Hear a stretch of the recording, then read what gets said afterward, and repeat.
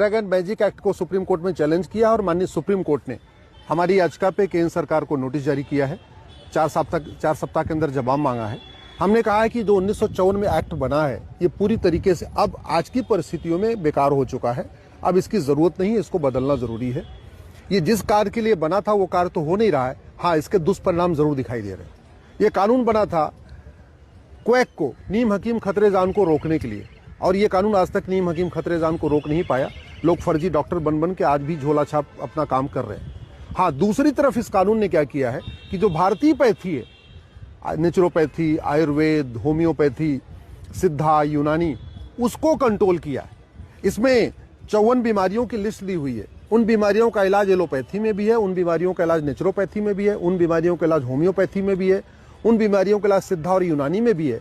लेकिन ये कानून कहता है कि एलोपैथी के, नेचुरोपैथी के, होम्योपैथी के, सिद्धा, यूनानी के डॉक्टर अपने क्लिनिक के सामने बोर्ड पे लिख नहीं सकते कि हाँ, हम इन बीमारियों का इलाज कर सकते हैं।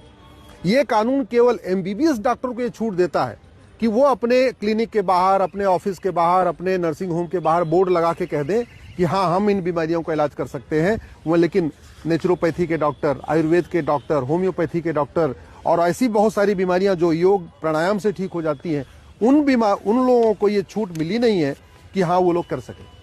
अब बीमारियां भी कैसी कैसी, ये कानून ये कहता है कि इवन बुखार का भी जो आयुर्वेद के डॉक्टर है, जो नेचुरोपैथी के डॉक्टर, जो और होम्योपैथी के डॉक्टर हैं, ये अपने क्लिनिक के सामने ये भी नहीं लिख सकते कि हम बुखार का इलाज करते हैं। ये कानून ये कहता है कि चाहे वो ग्लूकोमा हो या दिल की बीमारी हो, ब्लड प्रेशर हो, हिस्टीरिया हो, इन बीमारियों के बारे में कोई भी जो भारतीय पैथी है, जो इंडियन हेल्थ केयर सिस्टम है, उसमें कोई क्लेम कर ही नहीं सकता है कि हाँ, हम इन बीमारियों का इलाज कर सकते हैं। मोटापा का सबसे बढ़िया इलाज नेचुरोपैथी में है, आयुर्वेद में है, योग प्राणायाम में है।